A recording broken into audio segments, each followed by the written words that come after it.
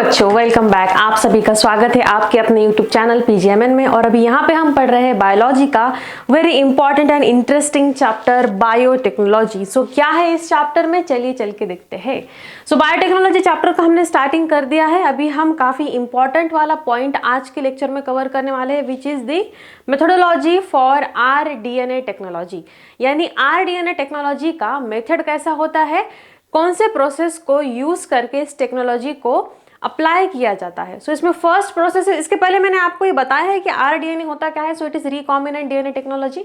इसमें हम क्या करते हैं, इसमें हमें कोई एक वांटेड या फिर एक डिजायर्ड वाले जीन को लेना है और इसके हमें मल्टीपल कॉपीज बनाने हैं।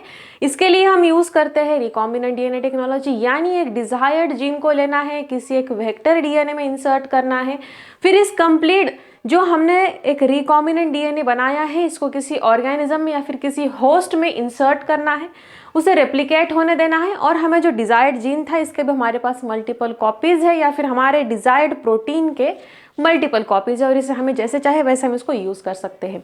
So for this rDNA technology, इसके मेथोडोलॉजी का फर्स्ट स्टेप होता है आइसोलेशन। सो आइसोलेशन किसका करना है, आइसोलेशन करना है इस एक डीएनए का या फिर जीन का फ्रॉम द डोनर ऑर्गेनिज्म।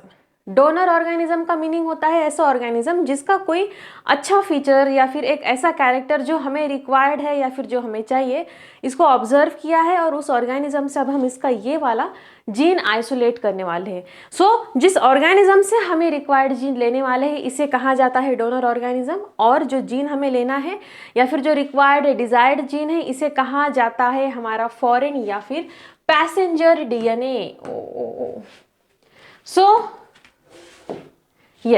सो अभी हमारा जो फर्स्ट स्टेप है आइसोलेशन ऑफ डीएनए का फ्रॉम द डोनर ऑर्गेनिज्म, इसमें हमें क्या करना है। हमें सबसे पहले चाहिए एक डीएनए का फ्रैगमेंट। अब ये फ्रैगमेंट कहाँ से आने वाला है, ये आने वाला है फ्रॉम अ डोनर ऑर्गेनिज्म। किसी एक डोनर ऑर्गेनिज्म के साथ ऑर्गेनिज्म से हमें इस वाले डीएनए को आइसोलेट करना है।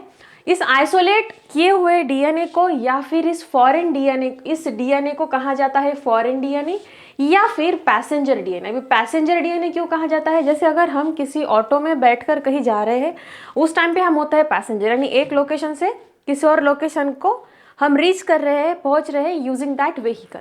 सो इसी तरह से यहाँ पे जो डीएनए का फ्रैगमेंट होता है जिसे हमने कट किया होता है, ये एक जगह से दूसरी जगह पे यानी एक ऑर्गेनिज्म से दूसरे ऑर्गेनिज्म में ट्रांसफर किया जाता है। दैट्स वाई इस कट किए हुए डीएनए के पीस को या फिर जीन को कहा जाता है पैसेंजर डीएनए। ना ये जो डिजायर्ड जीन होता है इसे हम डायरेक्टली और कहाँ से ऑब्टेन कर सकते हैं। सो एक होता है जीनोमिक लाइब्रेरी, एक होती है cDNA लाइब्रेरी। इन दोनों लाइब्रेरी में से हम हमें जो रिक्वायर्ड जीन है या फिर जो रिक्वायर्ड डीएनए है इसको ऑब्टेन कर सकते हैं। नाउ इसके बाद हमें आगे बढ़ना है। और कुछ पॉइंट जो हमें आपको बुक में दिए हुए हैं अबाउट दिस पॉइंट, इसको हम देख लेते हैं। कुछ टर्म्स जो आपको दिए हुए हैं, एक है इसमें रेस्ट्रिक्शन साइट्स। रेस्ट्रिक्शन साइट का मीनिंग होता है, मान लीजिए कि ये डीएनए का स्ट्रैंड है, ओके ये डीएनए का स्ट्रैंड है इस तरह से जिसमें बेस पेयरिंग होती है, ये सब आपको पता है।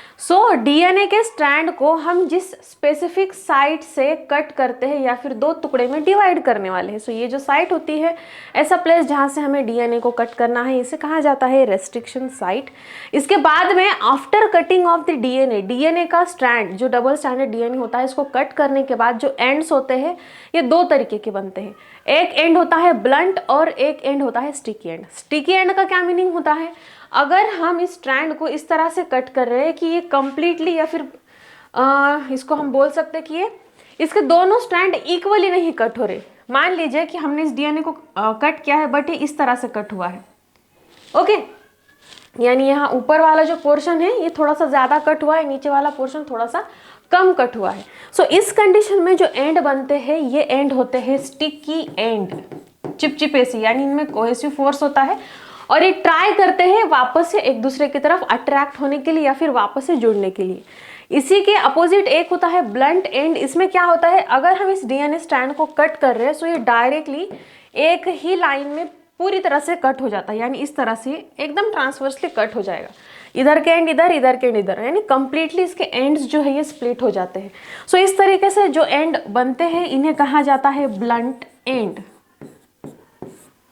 और इस तरीके से जो बनते हैं इन्हें कहा जाता है स्टिकी एंड्स। अभी यहाँ पे इन्हें कट किया जाता है, और जो डीएनए होता है इस इतना याद रखना है इस पॉइंट में आपको आइसोलेशन में क्या क्या लिखना है। सो आइसोलेशन में आपको एक्सप्लेन करना है कि आइसोलेशन ऑफ डीएनए का क्या मीनिंग होता है, कि हमें किसी एक ऑर्गेनिज्म से डिजायर्ड जीन को आइसोलेट करना है या फिर अलग करना है, और ये जो डिजायर्ड जीन है इसे फॉरेन डीएनए या फिर पैसेंजर डीएनए कहा जाता है।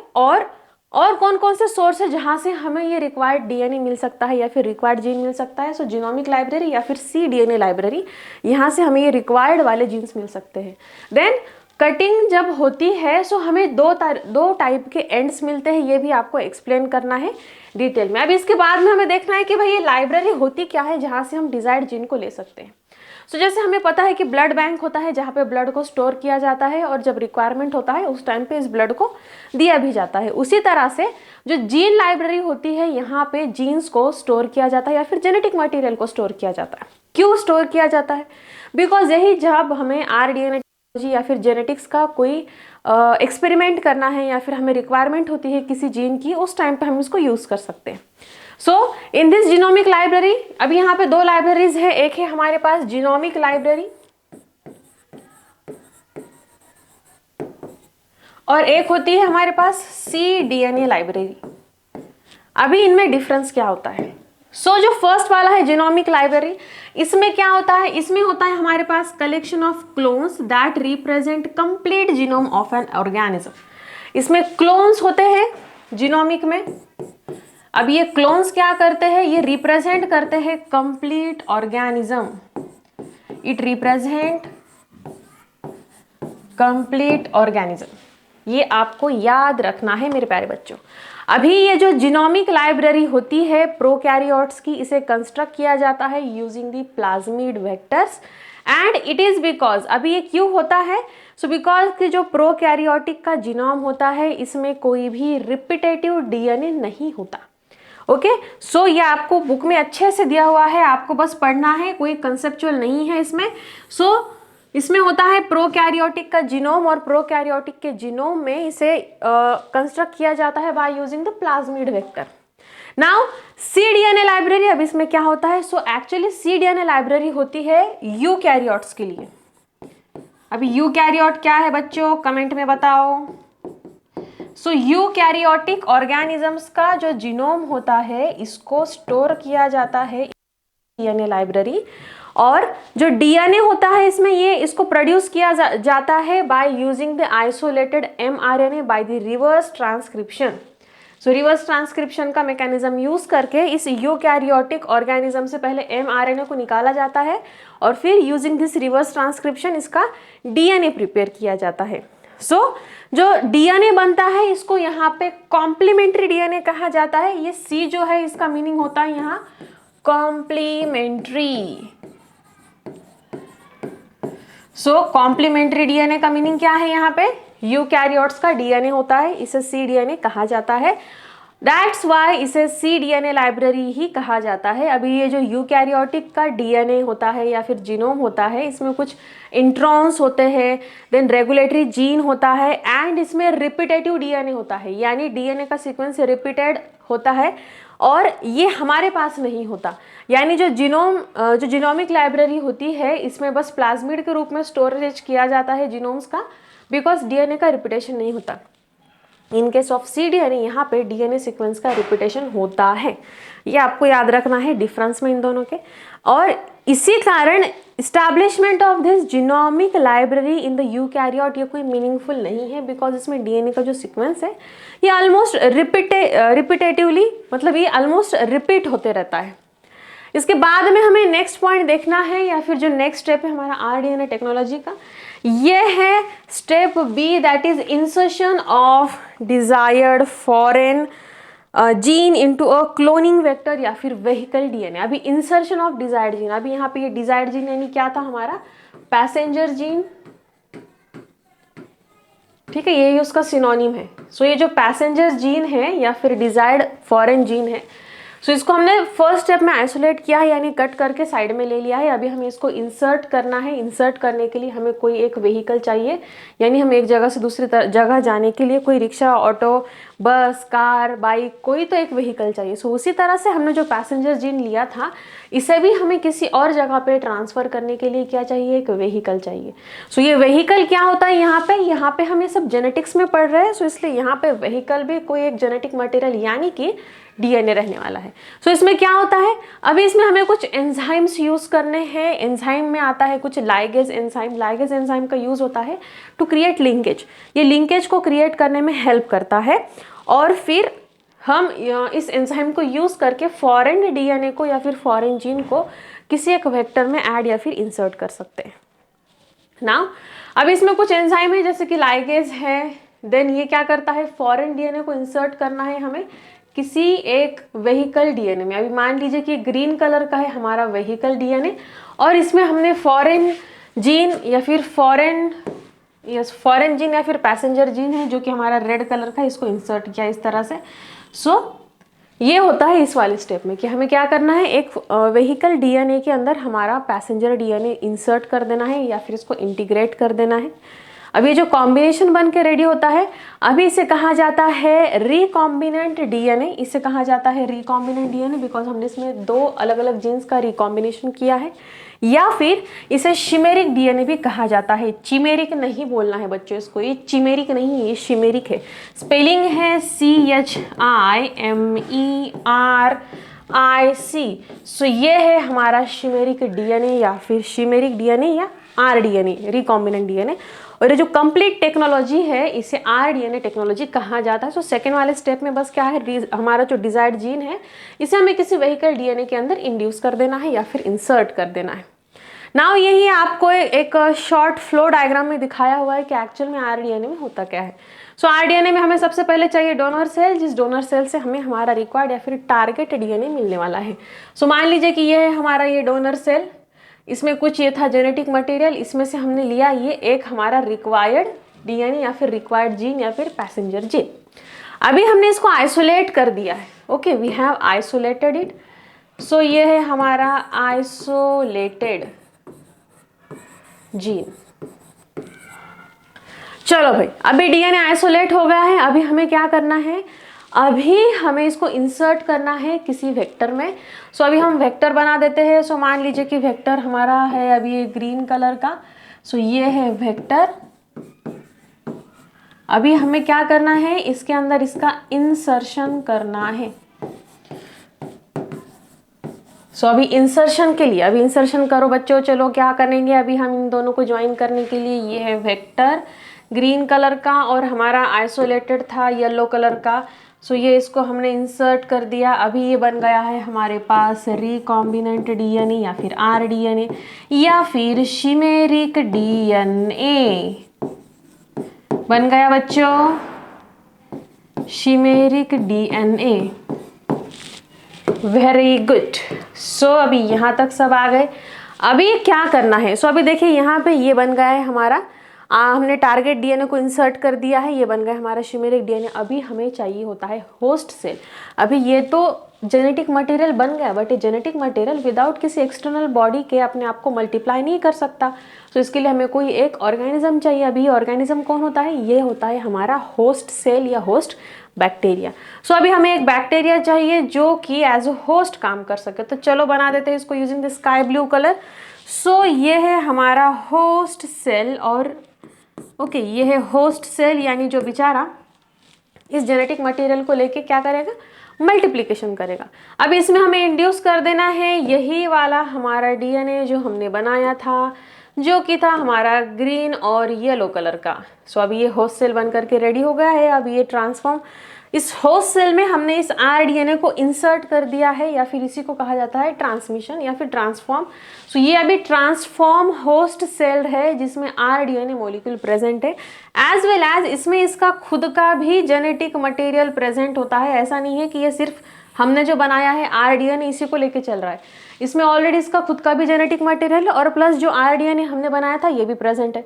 सो ये क्या करता है, इसने अपना खुद का जेनेटिक मटेरियल भी कैरी करना है और जो हमने दिया है ये भी कैरी करना है और फिर आगे बढ़ते जाना है। सो नाउ अभी क्या होता है, यहाँ आगे होता है इस बैक्टीरिया का मल्टीप्लिकेशन। सो ये क्या करता है, सेल का मल्टीप्लिकेशन करता है और इस प्रोटीन का प्रोडक्शन करता है फ्रॉम दिस क्लोन जीन। और इसके बाद में ये मल्टीपल कॉपीज में जब अपने आप को डिवाइड कर देता है, उसके साथ साथ हमने जो आरडीएनए बनाया था इसके भी मल्टीपल कॉपीज बन के तैयार होते हैं और अभी हमें मिलता है एक प्रोटीन हार्वेस्ट करने के लिए सफिशिएंट वाला पॉपुलेशन। सो यहाँ पे अभी होगा इसका मल्टीप्लिकेशन, होगा, उसी के साथ साथ हमारे आरडीएनए का भी मल्टीप्लिकेशन होगा और now we can get the protein. Protein का मीनिंग है ये जो हमने इतना झंझट किया था आरडीएनए का, यही हमें मिलता है रिपीटेटिवली आगे। सो अभी हमें देखना है इसी का आगे वाला स्टेप जिसमें आता है द ट्रांसफर ऑफ आरडीएनए। जो हमने आरडीएनए बनाया था इसको हमें ट्रांसफर करना है, किसमें करना है, किसी सुटेबल या फिर किसी कॉम्पिटेंट होस्ट में या फिर क्लोनिंग ऑर्गेनिज्म में। क्लोनिंग ऑर्गेनिज्म यानी कोई भी इस तरह का ऑर्गेनिज्म जो हमने बनाया हुआ जो आरडीएनए है इसको अपने अंदर अपने जेनेटिक मटेरियल के साथ मिल करके क्लोन कर सके। सो अभी देखते हैं हम इसमें और क्या क्या है, तो चलिए मेरे साथ आगे। तो अभी ये होस्ट सेल कौन से होते हैं या फिर होस्ट ऑर्गेनिज्म कौन से होते हैं। सो जनरली ये जो होस्ट ऑर्गेनिजम्स होते हैं, सो ये जनरली होते हैं E coli and in case of plants जो हमने कल वाले लेक्चर में देखा था it was agrobacterium tumefaciens. So agrobacterium tumefaciens. So ये दो बैक्टीरियाज यूज होते हैं as a host. Yes, so ये दो बैक्टीरिया को यूज किया जाता है as a competent host because ये सुटेबल होते हैं कि वो क्या करते हैं, जो आरडीएनए हमने बनाया है इसको ले लेते हैं और प्लस इसी को लेके ट्रांसफॉर्म या फिर मल्टीप्लिकेशन करते रहते हैं। सो अगर हम किसी होस्ट में ऐड करते हैं होस्ट सेल, इसमें हमने ऐड किया है हमारा आरडीएनए। सो नाउ ये जो सेल होता है इसे कहा जाता है transform cell. Okay, so host cell और इसमें हमने जो आरडीएनए बनाया था अगर इन दोनों को मिक्स कर दिया है तो इसे कहा जाता है ट्रांसफॉर्म सेल। अभी काफी बार होता है कि सिर्फ हमारे पास प्रोटोप्लास्ट है। प्रोटोप्लास्ट का मीनिंग होता है सेल विदाउट सेल वॉल। सो प्रोटोप्लास्ट है और इसके अंदर ये जेनेटिक मटेरियल है और अगर हमें इसके अंदर हमारा आरडीएनए इंसर्ट करना है, सो इस कंडीशन में जरूरी नहीं है कि हमारे पास होस्ट सेल प्रेजेंट ही रहे।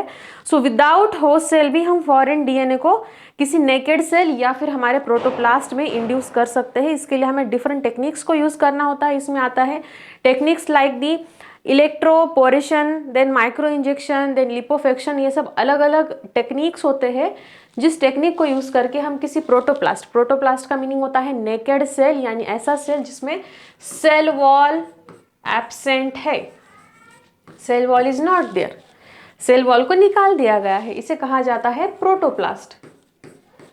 प्रोटोप्लास्ट, मेरी सुंदर हैंडराइटिंग को समझ लो बच्चों। सो ये होता है प्रोटोप्लास्ट जिसके सेल वॉल एब्सेंट होता है और इस टाइप के सेल में हम हमारे आरडीएनए को डायरेक्टली इंड्यूस कर सकते हैं without using any host cell. और इसे यूज करने के लिए डिफरेंट टेक्निक को यूज करना होता है जिसमें आता है इलेक्ट्रोपोरेशन, माइक्रो इंजेक्शन, लिपोफेक्शन, देन कुछ शॉटगन मेथड या फिर और आता है अल्ट्रासोनिफिकेशन एक्सेट्रा। सो अभी हम बढ़ते हैं आगे और देखते हैं कि हमारा नेक्स्ट वाला प्रोसेस क्या रहने वाला है। ओके, सो इसके बाद जो नेक्स्ट वाला स्टेप होता है ये होता है selection of the transform cells या फिर transform host cell. So this is जो हमारा 4 नंबर वाला स्टेप होता है, इसमें हमें क्या करना है, इसमें हमें करना है selection of transform cell.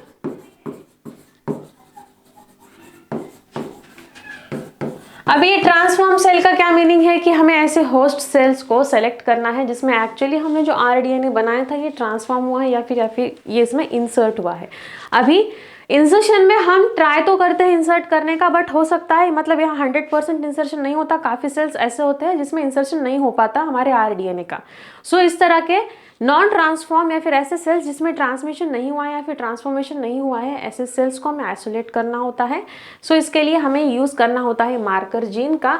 So marker gene हमें गाइड करते हैं कि कौन से सेल है जिसमें एक्चुअली ट्रांसफॉर्मेशन हुआ है हमारे आरडीएनए का और जिस सेल में नहीं हुआ है उनको हम साइड में कर देते हैं और सिर्फ अभी मल्टीप्लिकेशन के लिए हमें उसी टाइप वही होस्ट सेल को यूज करना है जिसमें ट्रांसफॉर्मेशन हुआ है। ओके, सो ये हमारी स्टेप नंबर 4। अब इसके बाद में आता है हमारा step number 5 which is the multiplication of the transform host cell. So D के बाद आएगा ई और ई में हमें करना है मल्टीप्लिकेशन। सो मल्टीप्लिकेशन में हम क्या करेंगे, कौन से सेल का मल्टीप्लिकेशन करने वाले हैं? सो वी विल मल्टीप्लाई, या फिर हमें मल्टीप्लिकेशन करना है सिर्फ ट्रांसफॉर्म होस्ट सेल, सिर्फ और सिर्फ ट्रांसफॉर्म होस्ट सेल जिससे हमने अलग कर दिया है इसके पहले वाले स्टेप में। नाउ सिर्फ अभी हमें इन्हीं सेल को यूज करना है या फिर इन्हीं होस्ट सेल को यूज करना है और फिर इसका हमें करना है मल्टीप्लिकेशन। अभी मल्टीप्लिकेशन में क्या करना है हमें, जो हमारा बैक्टीरिया था या फिर जो हमारा होस्ट सेल है जिसमें ट्रांसफॉर्मेशन हो चुका है, बस इसी को लेना है और लेट देम मल्टीप्लाई। और फिर ये होस्ट सेल जो होता है डिवाइड करेगा, रीडिवाइड करेगा अलॉन्ग विद दी हमारा जो आरडीएनए था इसके साथ ये मल्टीप्लाई करेगा। इसके बाद में नेक्स्ट वाला स्टेप आता है which is the expression of the gene to obtain the desired product. Now E के बाद आएगा एफ जिसमें होता है expression of the gene, expression of the gene. क्यों चाहिए हमें? To get desired product, to get desired product. Okay, so now next या फिर जो हमारा फाइनल वाला स्टेप है, एंड वाला स्टेप है, इसमें होता है एक्सप्रेशन ऑफ द जीन। और ये जीन का एक्सप्रेशन हमें क्या देता है, जो हमारा डिजायर्ड प्रोडक्ट था इसे देता है और इसमें हम प्रोडक्शन करते हैं। एक्चुअली हमें जो प्रोटीन चाहिए था इसके बारे में या फिर इस प्रोटीन का एक्चुअल में हम यहाँ पे सिंथेसिस करते हैं या फिर प्रोडक्शन करते हैं। फिर अब ये प्रोटीन कोई भी हो सकता है, लाइक कि अल्कोहल हो सकता है या फिर ये एंजाइम हो सकता है या फिर कुछ एंटीबायोटिक भी हो सकता है। और अभी यहाँ पे हमें मिल तो जाता है बट अभी इसको प्यूरिफिकेशन करना होता है। सो इस स्टेप में आफ्टर प्यूरिफिकेशन हमें एक्चुअल जो प्रोडक्ट चाहिए था ये प्रोडक्ट मिल जाता है। सो ये था सब कुछ about the rDNA technology. I hope कि आपको इसके बारे में समझ में आया होगा। इसके बाद में इसी आरडीएनए टेक्नोलॉजी के बाद आपको आपके टेक्स्ट बुक में एक छोटा सा आर्टिकल दिया हुआ है, डू यू नो में। इसके अंदर आपको इन्फॉर्मेशन दी है अबाउट द CCMB जिसका फुल फॉर्म है centre for cellular and molecular biology. So ये एक्चुअली एक ऑर्गेनाइजेशन है अपने इंडिया में जो कि हैदराबाद में लोकेटेड है। ये एक रिसर्च सेंटर है या फिर एक रिसर्च ऑर्गेनाइजेशन है जो कि रिसर्च करता है अबाउट दी सम बायोलॉजिकल या फिर कुछ DNA फिंगरप्रिंटिंग के बारे में। और इसका ऑब्जेक्टिव यही है कि इन्हें कंडक्ट करना है कुछ quality basic research and training for the या फिर in frontier areas of the modern biotechnology. और ये प्रमोट करते हैं कुछ सेंट्रलाइज नेशनल फैसिलिटीज़ को for the new and modern techniques in the interdisciplinary areas of the biology. यानी कि ये सिंपल भाषा में कहे सो ये क्या करते हैं, ये DNA फिंगरप्रिंटिंग यानी यूनिकनेस ऑफ द DNA को स्टडी करते हैं और इसी के बारे में रिसर्च करते हैं। इसी से रिलेटेड हर एक एरिया में ये काम करते हैं। सो इसके बाद वाला हमें स्टार्ट करना है एप्लीकेशन ऑफ बायोटेक्नोलॉजी। सो तब तक के लिए हमारे साथ बने रहिए, मिलेंगे हम नेक्स्ट वीडियो में। तब तक के लिए take care and study well.